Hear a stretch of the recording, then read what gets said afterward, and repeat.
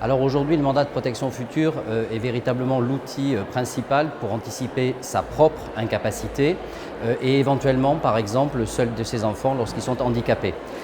C'est un outil incontournable parce qu'il va permettre de protéger à la fois le patrimoine, mais également émettre un certain nombre de volontés relativement à sa personne. C'est un outil également incontournable parce qu'il s'inscrit dans l'évolution du droit des majeurs protégés, en particulier depuis la Convention internationale relative aux droits des personnes handicapées. Il permet de maintenir la capacité juridique du mandant. À partir du moment où le mandat aura été mis en œuvre, le mandant conserve sa capacité juridique, ce qui est un point essentiel et qui sera le point directeur d'une future réforme du droit des majeurs protégés.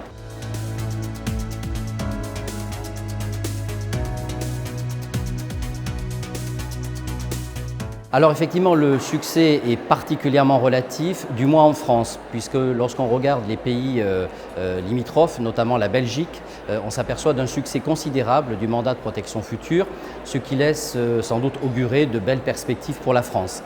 Sans doute ce mandat devra être réformé, mais on reverra peut-être cela un petit peu plus tard.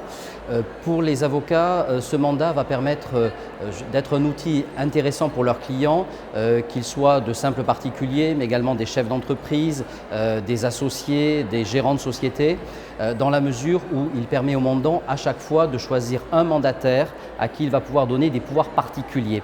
Donc c'est un outil qui aujourd'hui devient essentiel dans un contexte en particulier de vieillissement de la population. C'est un outil qui doit être promu et en particulier par les avocats et également par les notaires lorsqu'il s'agit d'un mandat notarié.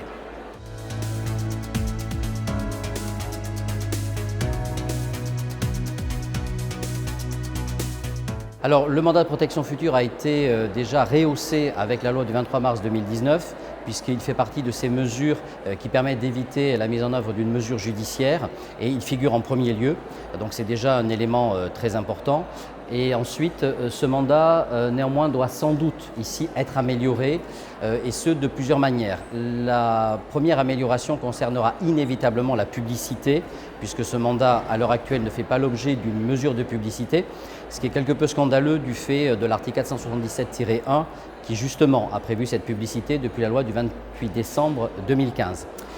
Également, il faudra prévoir une mention RC, sans doute en marge de l'acte de naissance, pour prévenir les tiers. C'est déjà une première amélioration majeure. Ensuite, la seconde amélioration consistera à ouvrir le mandat de protection future au mécanisme de l'assistance.